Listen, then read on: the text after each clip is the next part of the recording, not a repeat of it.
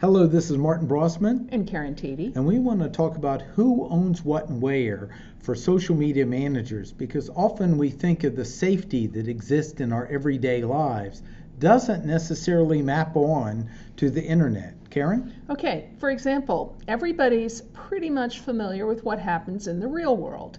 Somebody owns the land, somebody owns the building, you're protected by zoning ordinances, you generally have a long-term lease on the property, you can put locks on your doors, you know where your utilities come from, you lease your store fixtures, you buy your merchandise, you have your building maintenance laid on, there's a cleaning service.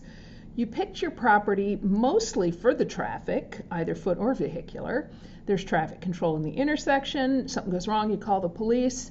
You know the fire department has inspected your neighbors the same way they've inspected you, so there probably won't be any surprises coming from next door. You can buy insurance on your property and your possessions. You know who your neighbors are. You can look around and some of the time, get an idea of your flood risk. And pretty much anybody in town is operating on much the same business hours and honoring the same holidays as you are.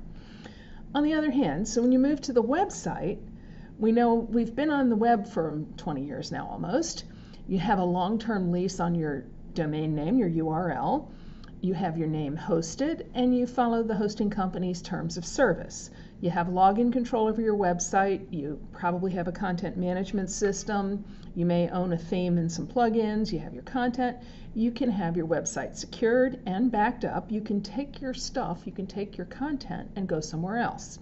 You have security on your PC. You can back up your PC. You get traffic through your search engine optimization efforts and your social media work. Here's where the challenge comes. But then there's no guarantee of traffic. There's no traffic control. There is no police. We know that 94% of all bank robberies in the real world are solved and prosecuted. In the internet, only 7% of bank robberies or internet fraud is successfully prosecuted. There is no fire inspection on your neighbors. Nobody knows what's going on next door. The equivalent, that is. Right, and there's no insurance on your business. Your neighbors may be engaged in black hat activity, and sometimes that might take you down. You are at risk from hackers who exist around the globe who want you, and your site is accessible 24/7. There's no holidays on the internet. Now in social, this is another consideration. Then there's even really less protection here. You kind of own your URL, your account name, facebook.com/business name, but only if somebody bigger than you hasn't already claimed it or doesn't later decide they want it. You will lose to Coca-Cola. You follow the platform terms of service, which someone could hack into your account, take you over, and then bring down your business site. Yeah. You may have some plugins and apps.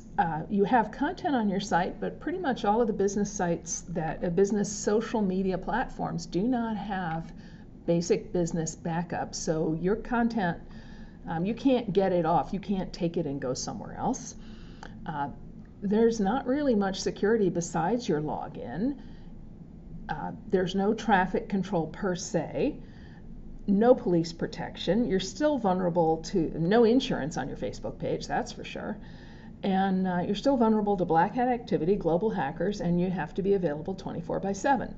This is important as a social media manager to really understand the liability risk that exists on the web and the social, and you're setting things up to account for that with contingencies plans and policies.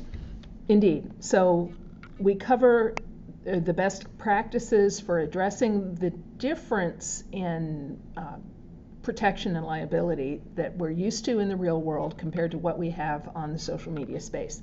We certainly don't advise people not play in social simply because you don't have the same insurance. There's a lot of money to be made in social media, but you do have to do what you can to protect yourself. This is Martin Brossman and Karen Teedy. Look forward to hearing your comments below, and this is just another thing to keep in mind as a social media manager.